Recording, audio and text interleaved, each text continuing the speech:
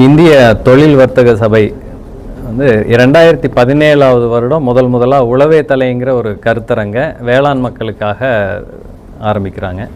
அந்த வருடத்திலிருந்து இந்த கோவிட் வருஷத்தை தவிர மற்ற எல்லா வருஷமும் உழவே தலை நடந்து வருது.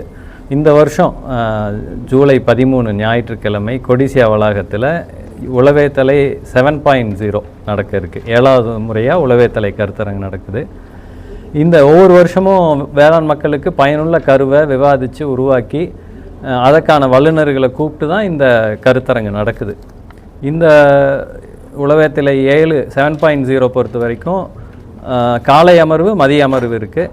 காலை அமர்வனுடைய கரு பார்த்திங்கன்னா மண்வளம் குறைந்த அதிக நீர் தேவையில்லாத மரப்பயிர்களை தோப்பாக வளர்க்குற வாய்ப்புகள் பற்றி 3 முக்கியமான மரங்கள் நம்ம தட்பவெட்பத்துக்கு ஏதுவான முக்கியமான பாரம்பரிய மரங்களான வேம்பு, புளி, கொடுக்காய் புளி, சில பக்கம் கோணப்புளிங்கன்னு சொல்லுவாங்க. இந்த 3 மரப்பயிர் பற்றி வல்லுநர்கள் பேசுகிறாங்க. இதற்கான சந்தை வந்து நல்லா இருக்குது.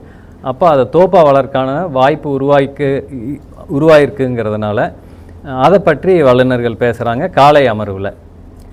மதிய உணவுக்கு பிறகு வர்ற மாலை அமர்வில் லாபகரமான கறவை மாடு வளர்ப்பு பற்றி வல்லுநர்கள் பேசுகிறாங்க.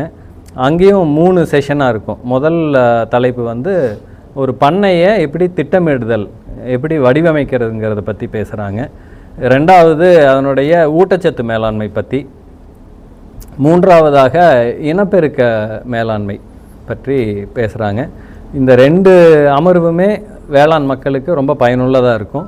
அவங்களோட நிகர லாபத்தை கூட்டுற ஒரு முயற்சியில் தான் இந்த கருத்தரங்கு நடக்குது. வேளாண் மக்கள் வந்து பயன்பெறுவாங்க.